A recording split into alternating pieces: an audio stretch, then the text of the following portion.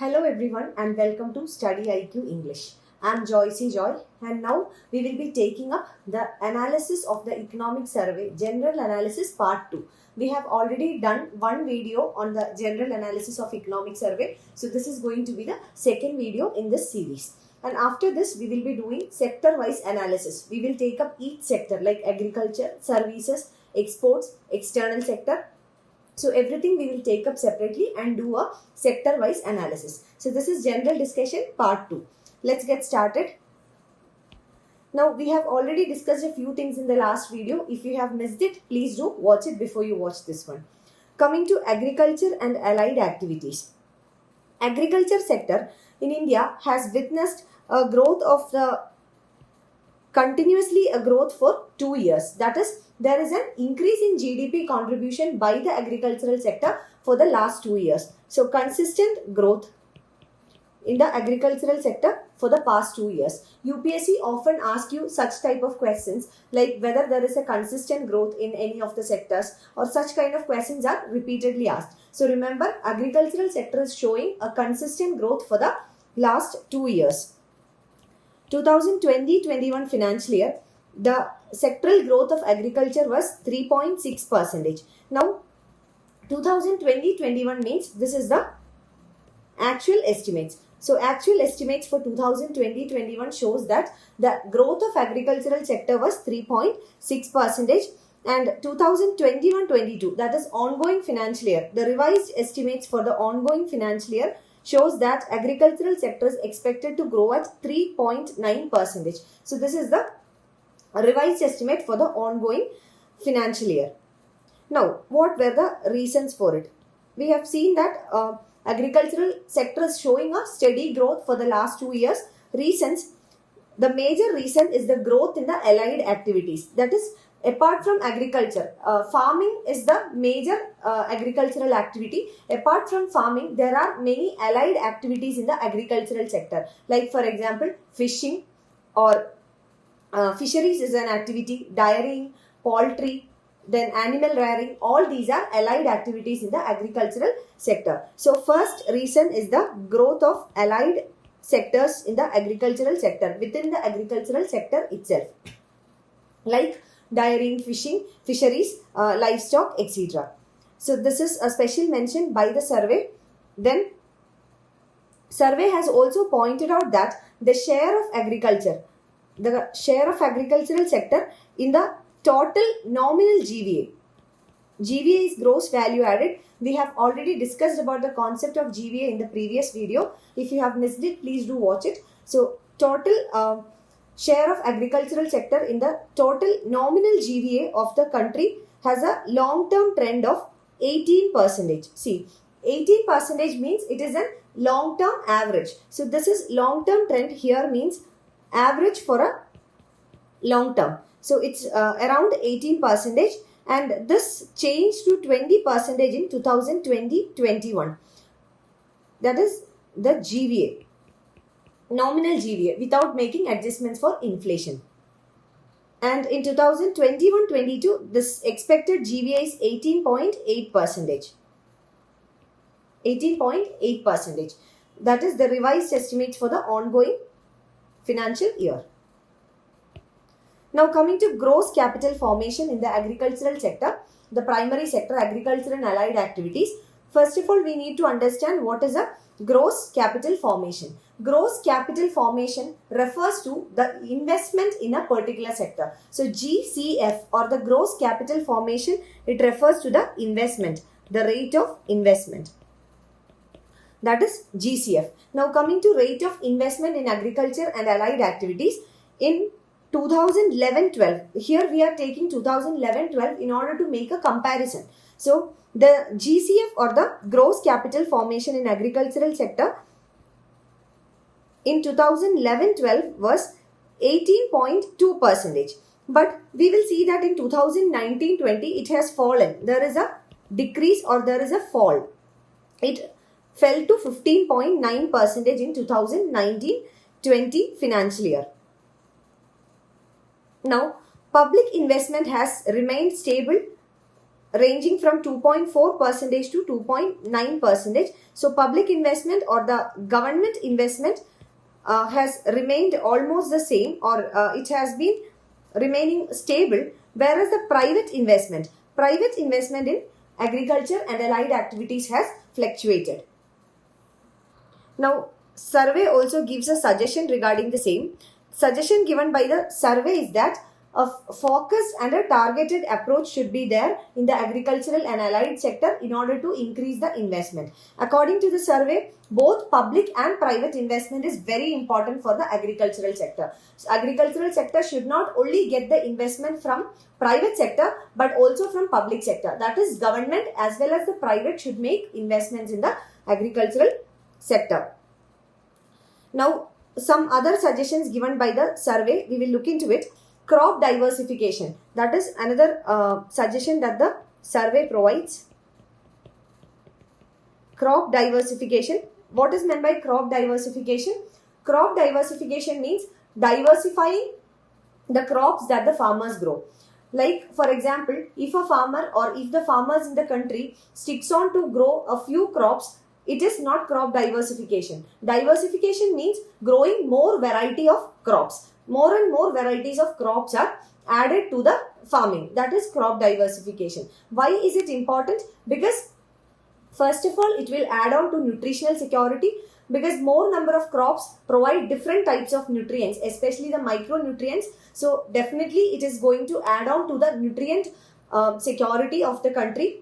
Secondly, it will also ensure that not just one crop is produced, so that the prices, the inflation rates does not increase for those crops which are not produced or which are produced in lesser quantity. If there is a crop diversification, more variety of crops are produced, and this will ensure that there is a stable availability of different types of crops without making much fluctuations in the market price of these crops. So that is the reason why there should be crop diversification, and economic survey suggests the same. There should be crop diversification, especially towards horticulture crops, oil seeds and pulses. These three crops should be given priority in crop diversification.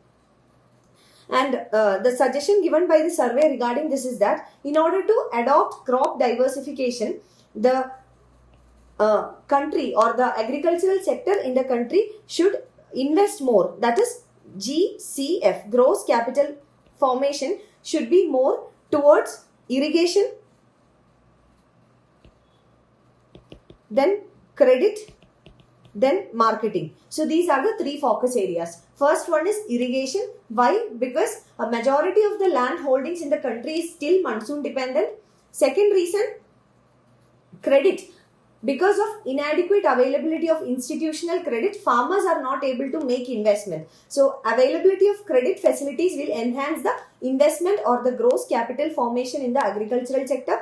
And thirdly, marketing. Why marketing? Because one of the major issues faced by the agricultural sector in India is the problem of the supply chain defects, which puts the farmer as well as the consumer in distress. In case of the farmer, the supply chain defects makes the farmer vulnerable to very less prices. The farmer doesn't get adequate prices for his produce, whereas for the consumer, the end consumer ends up paying high rates due to inflation. This is because of large number of middlemen or because of inadequate marketing in the agricultural sector. So these are the suggestions given by survey.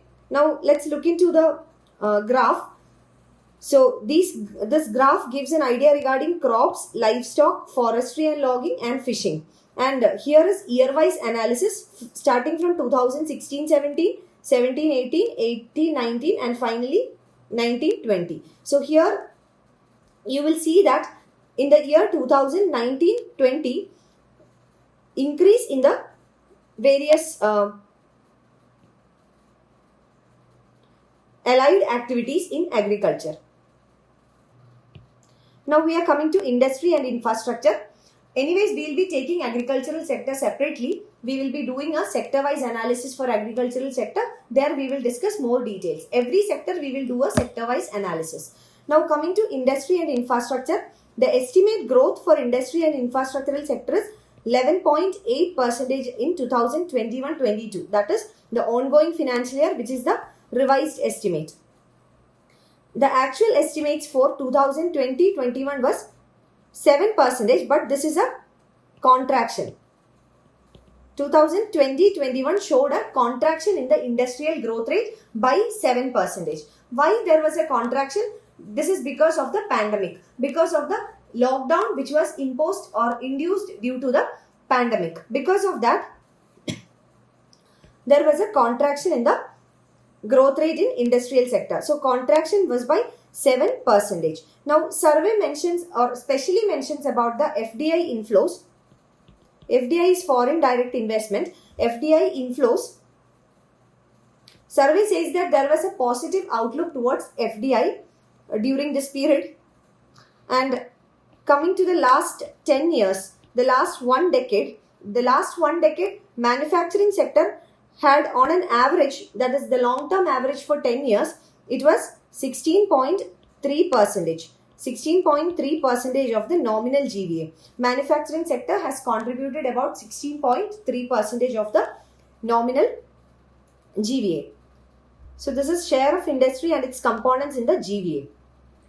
Mining, quarry, electricity, gas, water supply, industry, manufacturing and construction. Different components of the industrial sector and its contribution towards the GVA. We are coming to IIP, Index of Industrial Production. The IIP contracted by 8.4% in 2020-21. So this is a contraction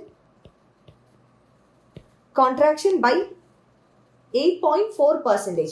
Why? Again, this is due to the pandemic, because of the after effects of the pandemic and the subsequent lockdown. So contraction in the industrial activities. IIP is a picture, or it gives a detailed picture about the industrial activities in the country or the growth of industrial sectors in the country.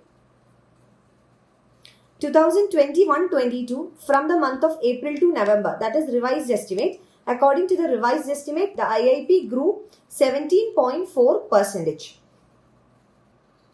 Whereas in the same period in the previous financial year, it was 15.3%. From April to November. And remember, the COVID and the consequences of COVID started from the month of March. Net profit to size ratio of a large corporate reached a level of 7.6% in the second quarter from July to September despite the pandemic. And this is according to the RBI reports. So this graph will give you an idea regarding the industrial output. The blue line, it indicates the 8 core industries, and the orange one is IIP General Index.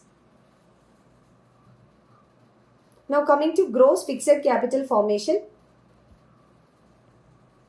Gross fixed capital formation, again this indicates the state of investments in the country or in the economy. During 2019-20 financial year, the share of industrial sector in the total gross capital formation or gross fixed capital formation was 30.1%, whereas in 2018-19 it was 31%. So slightly lower, not much, very marginal deduction. 2018-19, the aggregate and industrial gross fixed capital formation at constant prices, that is at the base year price, constant prices, base year price, it increased by 9.9% and 12.4% respectively. So this is in 2018-19. And one notable factor, this is regarding the FDI. As we already mentioned, there is a positive outlook towards the FDI, foreign direct investment. India has registered its highest ever annual FDI inflow. It is $82 billion in 2020-21 financial year.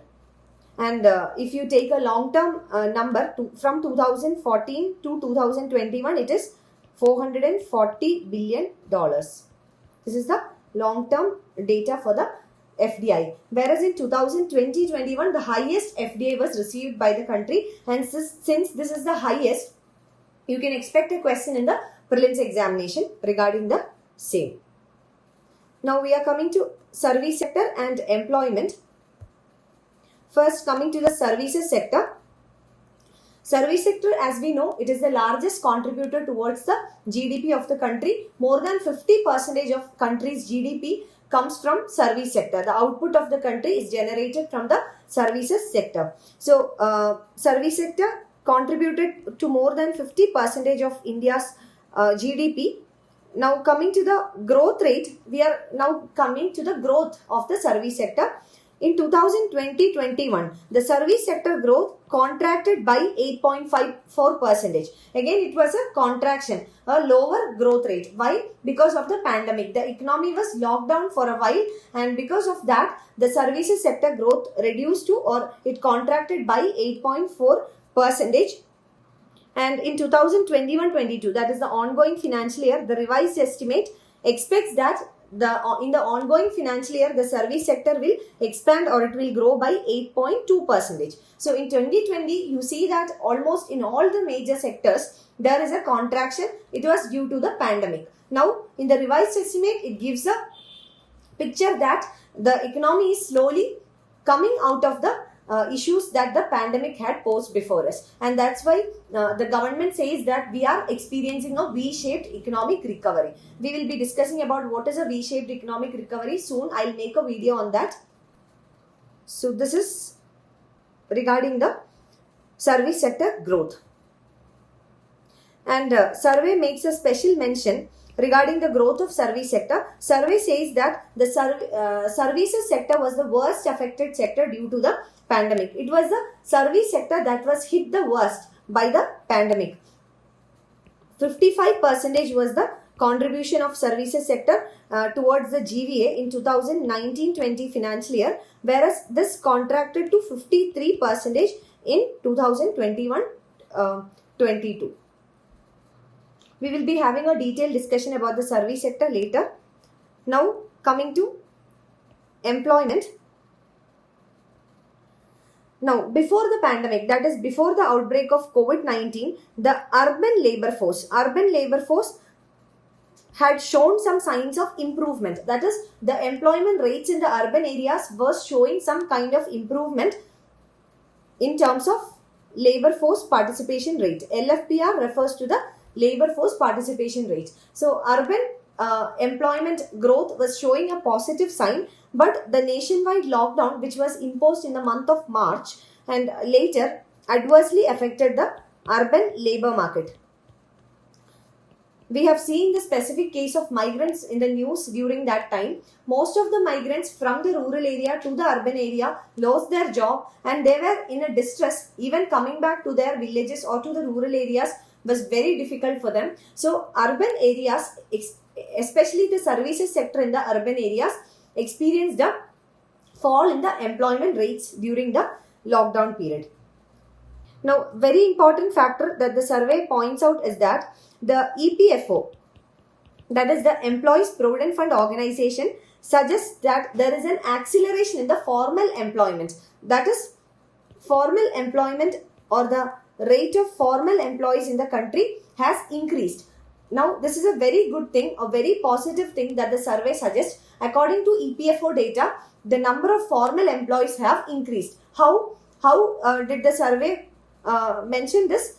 From the data given by EPFO. Because there were addition of 13.95 lakh of the subscribers under the EPFO. So, EPF is Employees Provident Fund. The subscriber numbers increased by 13.95 lakh. So, this is an indication that the economy is moving towards formalization, and government is also trying to formalize the economy. So, economy is moving more and more towards formalization. This is a very positive sign in the labor market. Now, the economic revival after the COVID, that is the COVID and the lockdown which was imposed due to the COVID has pushed the economy towards a recession. So, after that, there is a recovery phase. In the recovery phase, that is the period of recovery, during the period of revival, the unemployment rate declined to 9.3%. So that is a very good news again, because during the COVID and during the subsequent lockdown, the unemployment rate, it increased by 20.8% in the urban sector. So from 20.8%, it declined to 9.3%. So all of these figures suggest that the COVID and the subsequent lockdown was a very big hit to the economy. The economy went to a recession, and many sectors and the employment rate, everything was so badly affected by the pandemic. It was an external factor. Now we are recovering from it, and that's why the government says that it's a V-shaped recovery, because in a V-shaped recovery, the economy falls very steeply, very suddenly, very quickly due to an external factor, and the recovery is also very sudden. So it resembles the alphabet V. If you look at the alphabet V, there is a very steep and sudden fall, and then from the fall there is a very sudden recovery. So if you see this data, it rightly suggests that the economy went to a steep fall due to the pandemic, and then the recovery was also very sudden. This is the data regarding MGNRG scheme. Now the data on the MGNRG scheme, it indicates that the MGNRG employment, the demand for employment peaked during the lockdown. Why? Because almost all the sectors were closed. People were unemployed. So the demand for MGNRG jobs peaked or increased during the lockdown period, because the unemployment rate outside was very less. Then second thing, the demand has stabilized after the second wave of COVID-19. So in the first wave, it was an unexpected situation. So the demand for MGNRG jobs were very high because of unemployment. But when the second wave appeared, so during the second wave, the demand stabilized. Why? Because the economy was also stabilized. The unemployment rates were also not very high. So in the second phase, this stabilized. Demand for the jobs stabilized. And third point that the survey suggests is that aggregate MGNRGA employment is higher than pre-pandemic level. So this is a conclusion that the survey makes. Now, if you compare the present demand for MGNRGA jobs compared to the pre-pandemic level, the aggregate is high. So even though it has stabilized, the demand is still high if we compare it with the pre-pandemic days. So these are the suggestions that the survey gives, and from this graph you will get the idea about three of the conclusions that the survey makes. Now we are coming to education, the general analysis of education sector. The survey takes data from ESER. ESER is annual status of education report. So according to the ESER report, annual status of education report, during the time of pandemic, during the time of COVID pandemic, the children between the age of 6 to 14 years who are not currently enrolled in the schools increased. So number of children who are not currently enrolled in any of the schools increased. Why? Because all the schools went online. So there was no offline teaching, there was no physical teaching in the schools. So the enrollment ratio also lowered. So enrollment ratio were less. And regarding the age group of 7 to 10, within this 6 to 14, if we take the subgroup of 7 to 10, this decline was even larger.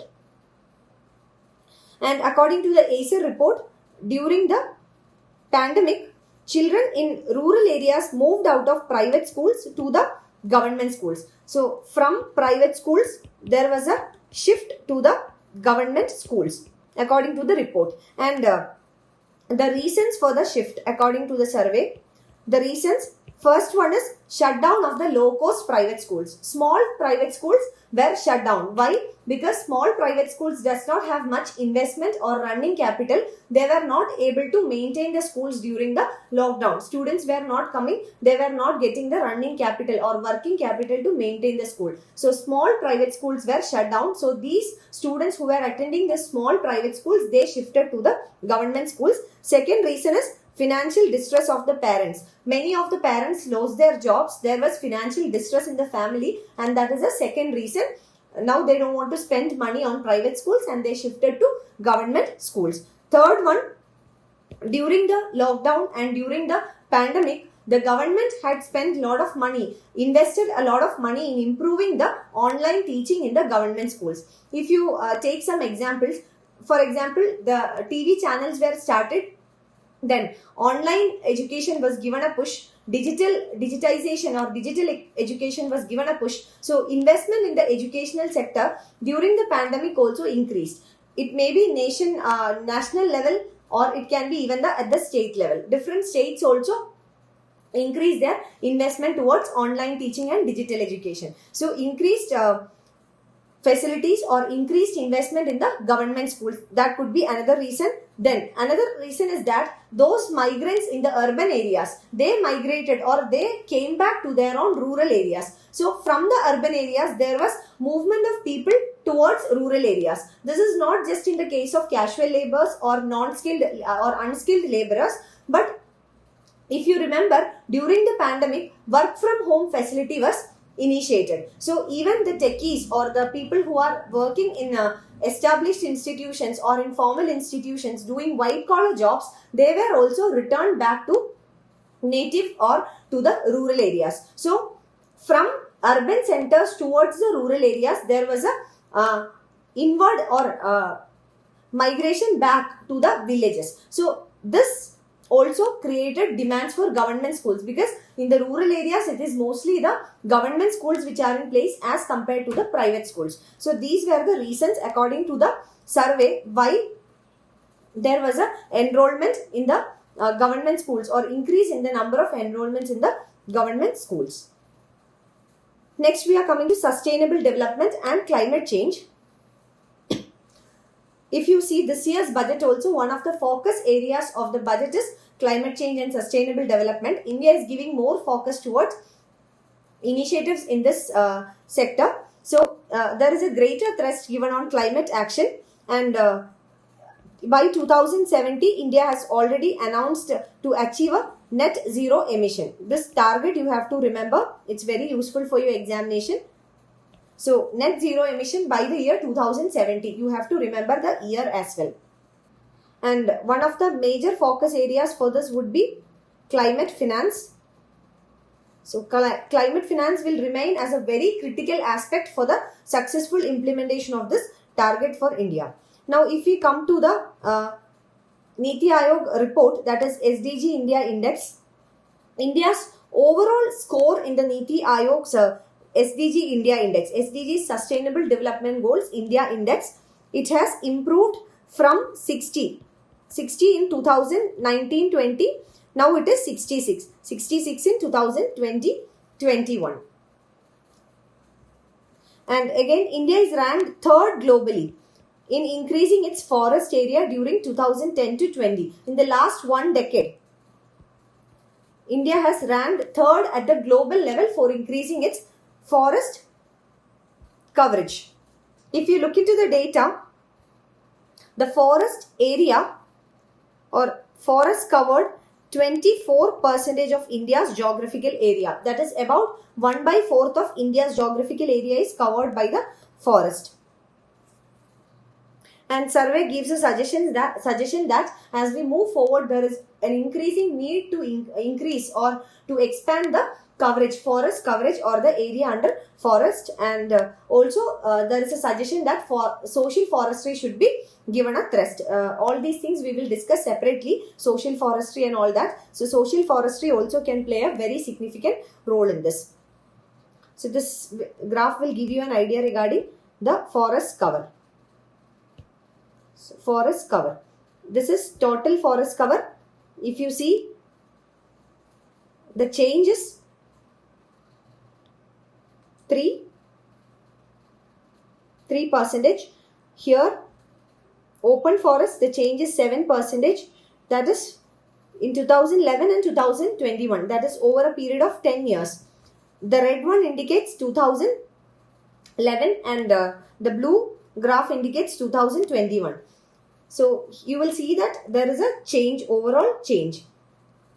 Very dense forest, again increase is there. Moderately dense forest, there is a decrease by -4% decrease, whereas the open forest has increased by 7%, and the total forest cover on an average it has increased by 3%. So total forest cover increased by 3%. So we can say that apart from moderately dense forest, all other types of forest has shown a increase, especially the total overall forest cover has increased by 3% during the last 10 years from 2011 to 2021. Next one is regarding groundwater extraction. The extent of groundwater extraction, it is different in different places of the country. Some states extraction is more, in some states it is very less. So groundwater extraction is different in different parts of the country. From 2004 to 20, the groundwater assessment units categorized as safe, it has declined from 73% in 2009 to 64% in 2020. So groundwater assessment unit which categorized the groundwater extraction as safe, that is safe groundwater extraction, whereas that is less than 70% extraction, has decreased, which means that there is increasing exploitation of groundwater. So safe extraction of groundwater levels decreased from 73% to 64%. Coming to semi-critical units, that is extraction between 70% and 90%, which is semi-critical. Semi-critical extraction has again increased from 9% to 15%. So in case of safe extraction, there is a decrease. Semi-critical, there is an increase from 9 to 15%. And according to the survey suggests that the states and the union territories, they need to improve and work on the management of groundwater extraction or groundwater resources. So suggestions given are recharge of groundwater, etc. So this also we will be covering in detail when we cover the sustainable development module in the survey. So that is the general analysis of the survey. I have done the general analysis in 2 parts. If you have missed the first one, please do watch it. And from the next video on survey onwards, I'll be doing a sector-wise analysis. I hope to see you in the next video. Thank you so much for watching. Wishing you all the very best.